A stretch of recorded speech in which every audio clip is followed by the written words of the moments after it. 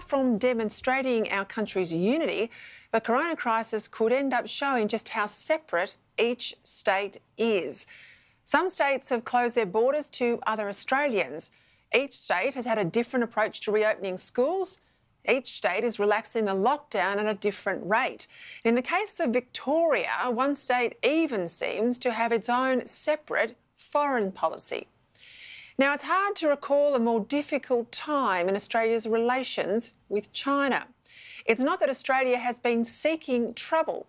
All we've done is make the perfectly reasonable request for an independent, impartial investigation into the origins of a virus that's killed more than 300,000 people and that's put the global economy into freefall. But instead of simply accepting what's obviously right, I mean, if there was a single death here in Australia, we'd have a coronial inquest. Well, 300 deaths around the world, 300,000 say this can't go uninvestigated. Yet, as we've seen over recent days, China's reaction has been vindictive, verging on hysterical. China now effectively has banned barley imports from Australia, even though the big loser will be China's own Tsingtao brewery.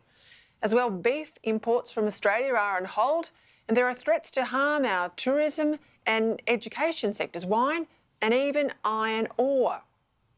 China's embassy here has labelled our involvement in getting an inquiry up as a joke, and the regime's mouthpiece, the China Times, has called Australia, and I quote, a giant kangaroo that serves as a dog of the US. So what's Victoria doing at a time when China is attacking the livelihoods of its own barley growers here and deliberately trying to sabotage Australia's economy? Well, of course, it's taking China's side, blaming the Australian government for making things difficult and cuddling up to China in the hope of getting access to cheap money. Yesterday, the Victorian Treasurer Tim Pallas attacked the federal government for its supposed vilification, says Pallas, of China. Here he is. All I can say is that I don't suppose would come as a surprise to anybody that this was the consequence of the way that the federal government had conducted themselves. And also yesterday, the Victorian Infrastructure Minister refused to say whether the $24 billion the government wants to borrow to fund its response to this virus will be borrowed from China. I'll have the MP who put her under pressure on the show, as I said, in just a moment. But the underlying problem here, beyond barley, beyond Tim Pallas and all the posturing, is that Victoria has signed up to Beijing's Belt and Road Initiative, something that the federal government, our national government, has steered well clear of on security advice. Under the Belt and Road Initiative, China is offering soft loans or cheap money to countries that need infrastructure but can't afford it.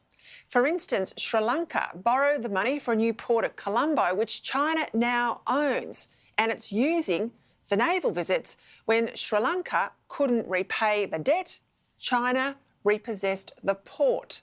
China's now offering similar loans to vulnerable countries in our region, including PNG, loans we don't like, and loans we're saying to these countries it would be better they didn't take up, and if they need money, talk to us, to good allies.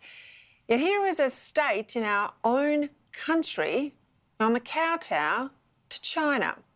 The Belt and Road documents, which Victoria has subscribed to, require Victoria, which is still part of the Commonwealth, of course, to, quote, strengthen coordination and guidance with China.